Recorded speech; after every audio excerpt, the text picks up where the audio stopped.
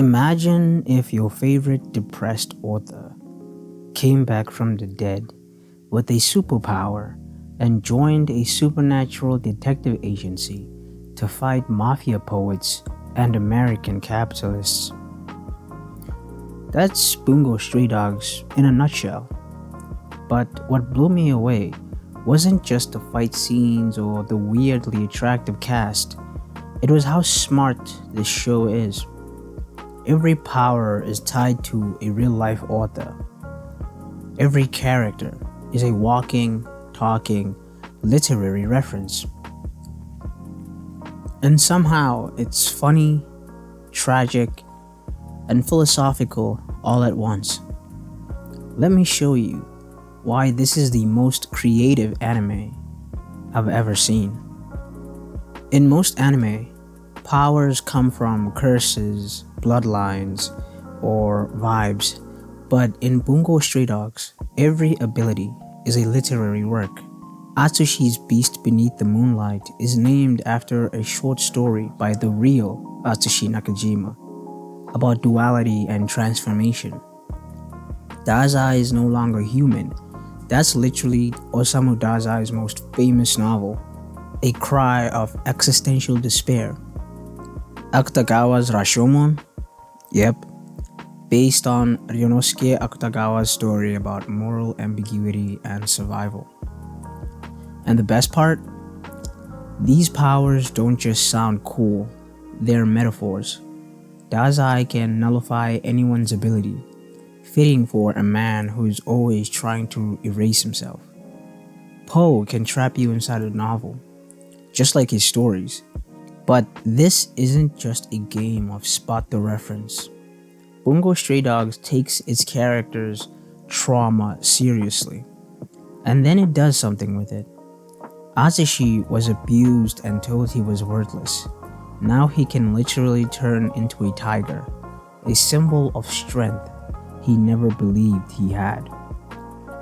Dazai, former mafia, deeply suicidal, now working to protect others because he's seen the worst in himself. Akutagawa, desperate for approval from Dazai because that's the only validation he's ever known. These aren't just sad boys being sad. This is trauma as transformation. And as the story unfolds, it doesn't reset or forget. The characters evolve, painfully, beautifully. But here's what surprised me. Bungou Stray Dogs is actually hilarious. Dazai is constantly trying to off himself, and it somehow lands as dark comedy, not tragedy. Poe gets anxiety around Rambo because Rambo is too smart to fall for his writing traps. The show constantly pokes fun at the authors it's based on, but in a way that feels moving, loving, not mocking. It's meta, but never smug. It's clever, but never cold. And when most shows would be afraid to mix tragedy and comedy, BSD does it in the same scene sometimes. Underneath all the fights and banter is something deeper. Bungou Stray Dogs is obsessed with what makes a person good. Is it survival? Redemption? Choice? Dazai and Dostoevsky are both geniuses, both broken, but they walk opposite paths. Dazai seeks salvation in others. Dostoevsky seeks meaning through destruction. Even the organizations reflect this. The armed detective agency saves people. The port mafia protects the weak through fear. The guild represents capital. The decay of angels, anarchy. These aren't just villains and heroes. They're ideologies in trench coats. This show isn't just layered, it's a multi-layered lasagna. You can watch it as a supernatural mystery, a political thriller, a literary satire, a character drama, and it all works. Because the creators care. They don't just name drop authors, they build the world with their essence. And the more you know about literature, the more the show rewards you. But even if you don't, it still hits. The worst it could do is make you pick up a book.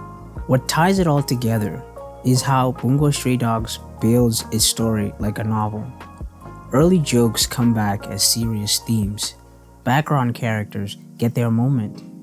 The world keeps expanding, but never loses focus. And when the story escalates into global conspiracies, war, and betrayal, the heart of it is still the same. Broken people trying to become something more. It's about choosing to live when dying feels easier. About building something new, even when the world keeps burning. Bungou Stray Dogs is weird, smart, funny, sad, and somehow more meaningful the deeper you go. It's not just creative, it's literary creativity with heart. The kind of show that rewards rewatching, that inspires you to read, that sneaks philosophy into your manga binge. And that's why it's the most creative anime I've ever seen. If you've watched it, what's your favorite power? And which author do you think should show up next? And if you haven't, well, maybe it's time to pick up a book or a raccoon. Your choice. But remember, thank you for giving me your time today. Peace.